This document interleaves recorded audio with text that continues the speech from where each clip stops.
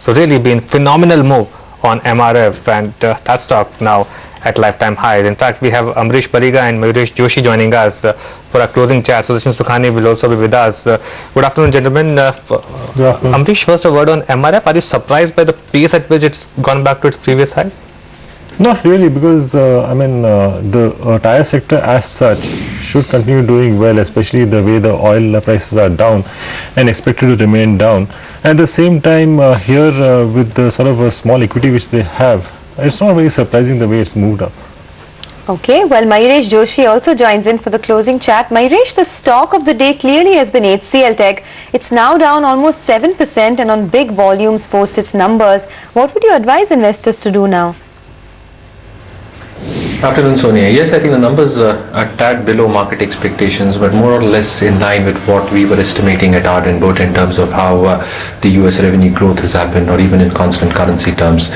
So clearly, I think what has let them down has been Europe, which contributes close to 31.5% of their top line, and the rest of the world, which have shown a flattish growth. However, I think when you talk about EBIT margins going down, I think the implied wage hikes were expected to cause a dent. And again, in our opinion, I think they should bounce back FY17 onwards. So in our opinion, again, I think A, valuation is looking attractive. B, I think the kind of TCVs that HCL Tech has consistently delivered, I think they are phenomenal. And C, I think the different business verticals that one talks about, application EBIT margins have held up pretty well. And in our own opinion, I think the engineering services should contribute meaningfully over the next few quarters. So I think these sharp declines offer a very good opportunity for long-term investors. So any further declines, I think, become a good opportunity to accumulate the stock. We still retain our buy rating on the stock with a target of 1100 rupees. Okay, Amrish, the other stock in focus is Hero MotoCorp. Is the risk reward favorable at current prices? We have seen a rally today, and in fact quite a bit of rally from the low point of the day. In fact, this is what I've been saying for a while. I mean, a leader you really can't ignore for too long. And in the past couple of months, we have seen Bajaj Auto really shooting up. But then again, look at the consistency. I mean, that is not there as far as Bajaj Auto is concerned. So I think it's time possibly to exit Bajaj Auto and get into Hero. Okay, well, keeping with that theme of some of these auto ancillaries, all of the companies that do supply to some of the bigger names like Maruti, etc., have done quite well today. So look at names like Sona Koyo, Subros. These are all component suppliers to Maruti. They're all hit new highs in trade. Sona Koyo and Subros are the stocks I'm talking about. Ramkrishna Forgings as well. It's in the similar business as Bharat Forge, and it has been doing exceptionally well. Ramkrishna Forgings should come up for you. And Higashi Motors as well as one stock that has been doing phenomenally well, hitting a fresh high today. Any of these auto ancillaries, Mayuresh, that you would recommend on the back of good numbers that the OEMs have delivered this month? Clearly, Sonia, I think we did like Subros, and we have suggested that a lot many times. And again, I think the price at which it is trading now, I think it encapsulates a lot in terms of the earnings estimates that we had estimated for the company. So clearly, yes, based on the expectations on how the revival in the auto demand would shape up, both on the OEM and the replacement side, I think a lot of these auto ancillary guys have done well. So I think Subros has hit our target price in that expectation. We are structurally very, very positive on tire stocks at lower levels. But again, I think we are very close to our targets. We had set out target of 129 on JK Tires, MRF 43,500. But clearly what needs to be seen is how the demand shapes up over the next few months. And in case the monsoon fails, I think you might see some blip happening on that count. And B, specifically in terms of how competition shapes up. So I think the margin expansion is something that needs to be seen in lieu of how competition is coming through. And C, I think valuations. A lot of these companies, in my opinion, have moved ahead of their FY16 estimates. So I'll be extremely stock specific when it comes to the auto ancillary space, Sonny. Okay, Sudarshan, this ICICI Bank, it's really one of the leadership stocks. Is it good time to go long? We've seen 2 days of buying after a strong correction or a prolonged correction. What's the call here? No, I am assuming you are talking about a short-term trade, and no, it's not a good time to go long. See, the Nifty is now almost close to a very strong resistance level, while the Bank Nifty is not giving us that sense. The fact is that the Bank Nifty is also pushing against the 19,000, 19,100 level. There is a strong resistance there. We have seen how prices, apart from some banks, have actually not moved anywhere today. So the sideways move could continue for some days. So now at the top of the trading range, ICICI Bank for a short-term trader is not a buy. All right, well, there were plenty of stocks that were in the news today, and we spoke to some of the managements earlier in the day as well. So let's listen into what they had to say, and then we'll come back with the final moments of trade. I really look at my mandate in terms of 4 or 5 key objectives that I seek to achieve. Number one is to bring Maggi back, with a key part of the portfolio, which is Maggi, being off the shelves. There is clearly an impact on the rest of the portfolio as well, because starting from the trade onwards, there are less than optimal solutions being found in terms of either distribution or in terms of warehousing and on all the other practices of the organization in the value chain. This time the Diwali is a bit later, and so the festive is a bit later. So you will find August, maybe the industry is down, but still we are able to do well. And September, October, things should kick in better for us. We should close maybe close to about 20-21% type of a market share somewhere in October. The biggest impact has been the Golden Harvest scheme in jewelry, which was withdrawn last year, and as a result, a significant part of the revenue, which the jewelry division, about 25%, we couldn't get back because this is because of government regulation. Now, without the Golden Harvest, we have grown quite significantly, but that doesn't matter as far as investors are concerned, because the number is a decline as a company. This is the first LNG import terminal on the east coast. All the other LNG import terminals have been built in the past on the west coast of the country. So it is a very, very important and critical project for the country, and we are proud to be associated with this project. We have healthy margins on all the projects which we are booking, these days, and it should be in the range of about 10% plus.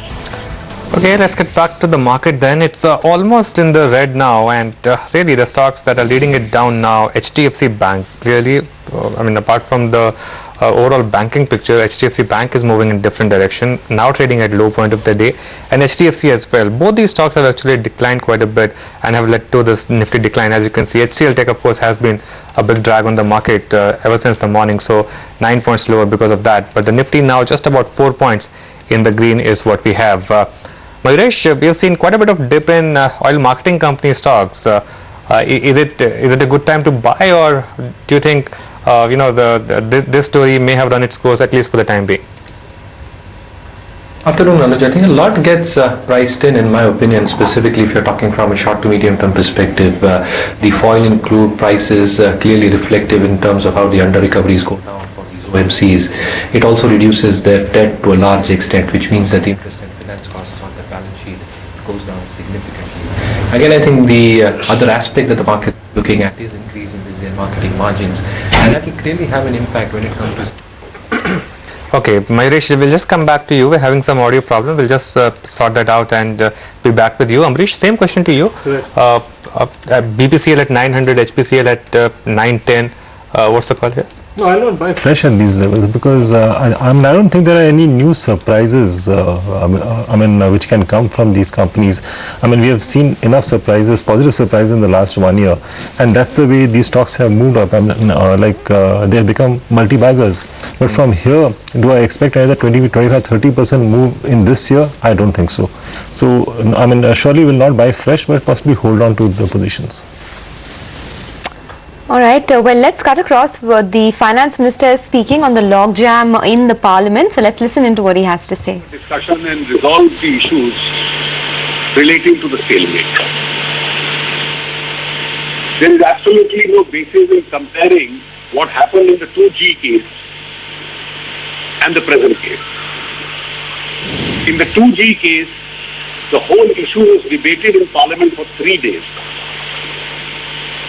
Thereafter, the CAG report substantiated the allegation of the opposition. Thereafter, the CBI registered an FIR. It is only then that the then opposition asked for the contracts to be suspended and scrapped and a JPC to go into those allegations.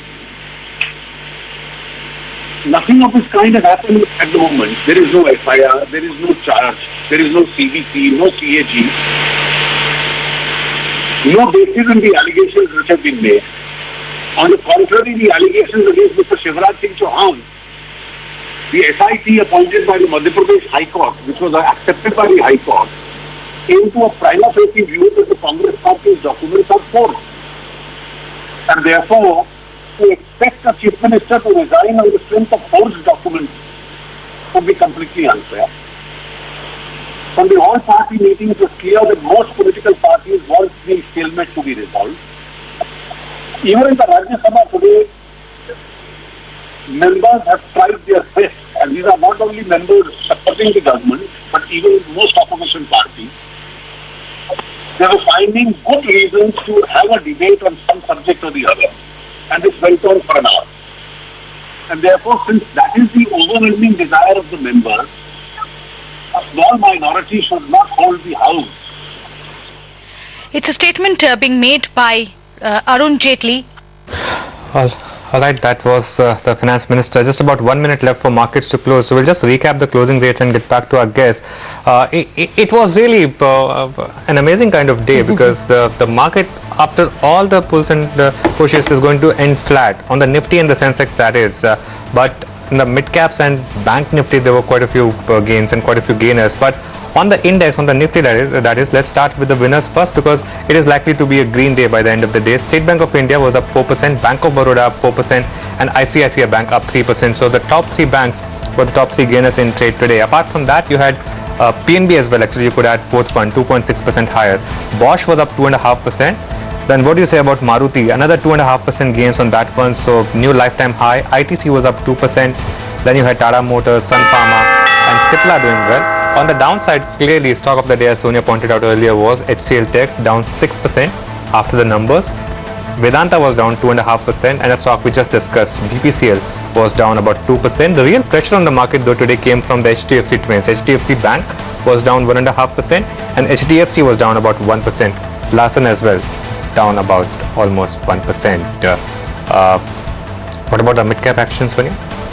All right, well, to quickly take you through the mid-cap action at this point in time, the pocket that saw the highest amount of traction is the auto ancillary space. So we had names like JK Tyres, MRF, Mahindra CIE, Amara Raja, Vapco India. I mean, all of those stocks were up. And look at MRF now, 42,000 rupees stock. That one has become a couple of others too did well. But let's cut across and listen into the finance minister at this point. सरकार और Congress party जो संसद में stalemate है, इसका कोई हल ढूंढे। उसके पश्चात राज्यसभा में भी आज ये विषय उठा था और राज्यसभा में अलग अलग विषयों पे लगभग हर राजनीतिक दल के सदस्य बोलना चाहते थे। जो उनको प्रमुख विषय लग रहे थे, उन विषयों को उठाना चाहते थे। इससे बिल्कुल स्पष्ट था कि संसद में चर्चा शुरू हो, सांसदों की भी लगभग ये राय है और अलग अलग विषय उठाना चर्चा के लिए और उस पर चर्चा का प्रयास करना, इसमें केवल सरकार के समर्थक ही नहीं, विरोधियों में भी कई राजनीतिक दल शामिल थे जो उसका प्रयास कर रहे थे। अगर अधिकतर राजनीतिक दलों की ये इच्छा है, सांसदों की ये इच्छा है और संसदीय परंपरा में संसद में चर्चा के माध्यम से ये विषय उठते हैं, तो कांग्रेस पार्टी को भी अपने इस रवैये पे एक बार पुनः विचार करना चाहिए। एक अवसर मिलने पर सुषमा जी ने भी आज राज्यसभा में खड़े होकर अपनी स्थिति स्पष्ट की और स्वाभाविक है कि कांग्रेस पार्टी में उसकी वजह से बौखलाहट थी और इसीलिए वो चाहते थे कि उनका बयान सदन की कार्रवाई में ना आए। किसी भी मंत्री के खिलाफ अगर आप आरोप लगाते हैं तो स्वाभाविक है कि मंत्री को उत्तर देने का अधिकार होता है और उस अधिकार का प्रयोग उन्होंने आज किया है। बहुत प्रमुख विषय देश के सामने हैं। देश के कई स्थानों पर बाढ़ आई हुई है। कृषि क्षेत्र की समस्याओं को लेकर सदस्य कई विषय उठाना चाहते हैं। कई इकोनॉमिक लेजिस्लेशन संसद के सामने हैं और इसलिए हम लोग अपेक्षा करेंगे कि कांग्रेस पार्टी इस सारे में अलग थलग तो है, लेकिन इतनी देर देश पे राज उन्होंने किया है और इसलिए अपने जिम्मेवाराना रवैये का प्रकटीकरण करे और संसद की कार्रवाई को अब चलने दें। Today there was an all-party meeting which the Parliamentary Affairs Minister had convened. It was apparent that most of the political parties were interested in the stalemate being resolved. All right, that's the Finance Minister talking about the Parliament logjam that continues after many days, so no resolution over there. But let's get back to talking about individual stocks. As I was mentioning, the big pocket that has moved today is auto ancillaries. But leaving that aside, even names like Sun TV and Punj Lloyd have done very well today. Sun TV posted its numbers on Friday, has had a great run, and Punj Lloyd bagged an order today, so that stock too has done quite well. Those are the stocks that should come up for you on the screen. On the downside though, we had some disappointments come in. In fact, some profit taking. So take a look at Marksans Pharma. After many days, it's seen profit taking to the tune of around 6% and Dish TV too is just marginally in the red, down about 1%. But let's get back to our chat with our guests. Mayuresh, what would you do with some of these expensive stocks that the market continues to reward? Names like MRF, Bosch, Eicher Motors, continue to hit new highs. If you are an investor, would you recommend sticking with these names? And if you're not, would you recommend fresh buys? Clearly, Sonia, I think if you're holding on to these stocks at lower levels, yes, I think qualitative stocks to hold on to, all three stocks that you mentioned, MRF, Bosch, and again, clearly, I think the earnings momentum is something that will cause a huge amount of positive impact going forward. However, I think if you read individual management commentaries, MRF itself is not sure of a double top line growth, the Chinese imports, and clearly, I think what margin expansion has been evident has been from fall in raw material prices, and again, I think the operating leverage benefits would continue for these companies. Having said that, I think valuations are a tad bit on the higher side for fresh investments at the current juncture. So clearly, I think investors holding on at lower levels should hold on. Fresh investments, wait for corrections. Okay, Amrish, a word on PSU banks, which was clearly the story of the day and has been for the last 2 or 3 days. Right. We've seen these phases in the past. Is this one of those valuation phase that's going on and that will fizzle out, or is this bounce for real for PSU banks? No, I don't think this bounce is for real, because I think the biggest problem is still the NPAs, and I think that is going to continue till we really see the economy really bouncing back, and that we are not seeing as of now. I mean, this bounce which we have seen was basically because of the infusion which the government is talking of. I think it's because of that we have seen this move. And again, tomorrow, if we have that status quo from the RBI governor, I think that will that could be the end of this PSU rally which we saw in the past couple of days. Okay, Sudarshan, a word from you on PSU banks as well. If someone is long, should positions be carried forward? I think positions should be closed. I mean, you can't close it today, but I think tomorrow you should, before the RBI announces whatever it wants to, positions in all banks should be closed. The banks have run up in anticipation of good news, so good news is not going to affect the markets anyway. And PSU banks have done their own bit. There are just a couple of banks which have performed well. That also for 1 day or 2 days. It's not enough to suddenly start saying that a bull market has begun. PSU banks will spend a lot of time base building before they become opportunities. Okay, that's that's some news from Parliament. The Lok Sabha Speaker has suspended 27 Congress MPs. Now, that's more than 50% actually. From 44, 27 are suspended, so that's big news. Yes, it is. And in fact, we've run out of time on this segment, so we'll thank our guests for joining us and taking us through the last 1 hour of what has been a tentative start to the week, really. We ended absolutely flat on the headline index, but of course, there was plenty of participation in the broader markets. But coming up, will he, won't he? All eyes on the RBI Governor Raghuram Rajan's